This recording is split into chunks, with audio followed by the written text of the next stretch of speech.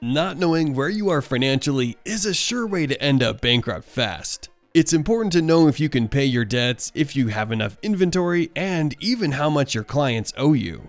The very first thing to do when you pursue a balance sheet is to recognize the difference between assets and liabilities. So, what exactly are these terms, assets, liability? Most importantly, what do these terms mean? If you'd really like to know about these financial statement terms via straightforward examples, then stick around till the end to find out. Hello, and welcome back to Reign Supreme, a channel to impact influential, powerful minds. Now, what exactly are assets? Any resource or item utilized to produce cash flow, decrease expenditures, or give future financial opportunities to a person, government, or organization is considered an asset. Businesses and people make money from assets, and you may be thinking or wondering how, or even why. Well, let me tell you. It's because they have a value that can make their business or their own money even more valuable. On the other hand, personal assets are those that are held by a single person, while commercial assets are those acquired by a company or firm. However, a company's assets can be tangible or intangible, immediately offered for sale or long-term sale, or utilized in day-to-day operations. Also, a company's equity can be calculated by subtracting its liabilities, debts or accounts payable, from the value of its total assets. Now, let's move on to the types of assets. The balance sheet of a business contains a variety of assets, such as: Number 1. Short-term assets. Current assets refers to short-term, highly liquid investments that can be traded and changed into local currency with little to no delay.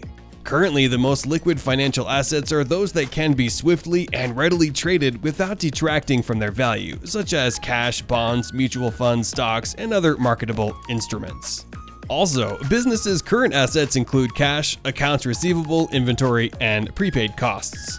Number 2. Long-term assets. Assets that are deemed to be fixed or long-term assets may take a long time to produce monetary value and are often considered low liquidity, which means that they frequently cannot be sold fast. There are several instances of fixed assets that are not for sale within a year, such as land or buildings. Number 3. Tangible assets. Tangible assets are actual property that is physically visible and is typically in the owner's hands, such as merchandise, real estate, equipment, cash, or furniture. The majority of tangible assets are indeed regarded as current assets. Number 4. Intangible assets. As the name suggests, intangible assets are things that exist more as ideas than as concrete objects. Anyhow, using intellectual property well can increase the value of things like patents, trademarks, and the reputation of a company's brand, which are examples of things that aren't tangible. Number 5. Operating assets. A company's operating assets are everything that generates money and keeps things moving in the background during the day-to-day operations of the company. Some examples of operational assets are copyrights, licenses, merchandise, or equipment. Number 6. Non-operating assets. Items that create money but do not have a direct impact on day-to-day operations, such as land or short-term investments, are non-operating assets for businesses. Before moving forward to liability, let's talk about some examples of it. Examples of assets. Assets can be found in many areas of a well-managed company. For short-term planning, there is no better asset than cash. Having a significant cash reserve allows a corporation to react rapidly to setbacks. And for the long run, intellectual property could be a valuable asset. Having high-quality patents and copyrighted content may position a firm for future success.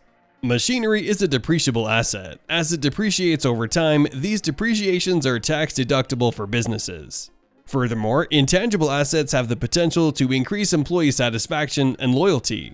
While a strong business culture cannot be purchased or sold, it can help increase employee retention by making people more inclined to stay with the firm over time. Now let's dive in to understand the concept of liability. We must first define it. Liabilities are the monetary commitments owed to third parties that are recorded in a company's books. The most prevalent sort of liability for corporations and small businesses is monetary debt, which is listed mostly under accounts payable on a cash flow statement. A firm's total liabilities comprise short-term obligations, commonly known as current liabilities, long-term liabilities, sometimes known as non-current liabilities, and contingent liabilities that only need to be paid under specific conditions. These include long-term debt, credit card debt, equipment depreciation, sales tax, and income tax. Moving to types of liabilities. Liabilities in a business are much smaller in number than assets. To begin, let us explore the various types of liabilities. Number 1. Short-term. There are two basic short-term liabilities: accrued costs and accounts payable (AP). When you buy anything on credit, you're putting yourself in the position of incurring accounts payable. In most cases, you'll be able to pay within 30 days if you agree to standard conditions. Paying back accounts payable (APs) can take more than 30 days if construction businesses only pay when they are paid. Number 2. Long-term.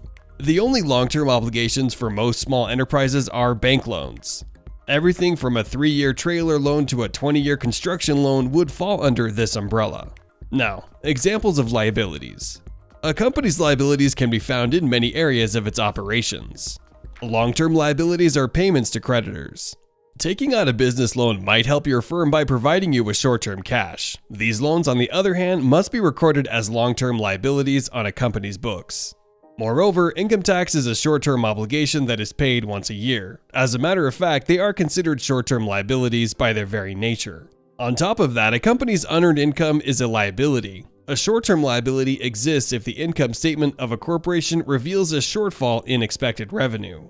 When revenues fall short of expectations, they are recorded as a liability on the right side of the balance sheet. How do assets and liabilities relate? Generally speaking, assets reflect a net increase in value, whereas liabilities represent a net decrease in value. According to normal accounting, a company's total assets are equal to its entire liabilities. Investors utilize this asset to liability ratio when determining a company's value. Total assets appear on the left-hand side of a balance sheet, while short-term and long-term liabilities can be seen on the right-hand side of the page. It is essential to know the contrast between an asset and a liability. Once you've done that, you should only invest in assets going forward. Ignoring the difference will hinder your chances of success. You may think of an asset and see it as something you own, such as a home or a vehicle, clothing, or even jewelry. If that were the case, then anybody could go on a buying binge and claim to possess a large number of assets. A liability, on the other hand, is something you owe, such as a mortgage on a home or a vehicle loan. However, this is not how we define it. In actuality, an asset should be anything that increases your income, while a liability is something that decreases it. According to this definition, your automobile, clothing, and jewelry all fall outside of the asset group and fall into the liability class. A typical mistake made by people who lack financial resources is to imagine they are accumulating riches by amassing automobiles, designer clothing, and jewelry. But they aren't, since they don't bring in money at all. Yes, those very materials make you seem richer, but they actually decrease your wealth. However, it's possible to have real assets like your own business or a rental property that you rent out, your own skills, stocks, bonds, or money in a savings account. Your wallet will thank you for all of these actions. Think of them as fruit trees, and each year the tree grows and yields more fruit. In the same way that herbicide cuts down your fruit trees, liabilities such as automobiles do the same for you. So grow asset seedlings and avoid liability herbicides. However, both are essential components for every company. No firm can survive indefinitely without accumulating assets. As long as the company doesn't take any risks, it won't be able to get any money. Further, if a company's assets are properly employed and liabilities are only acquired to acquire new assets, it will prosper. Because of the unpredictable elements in business, this isn't always the case.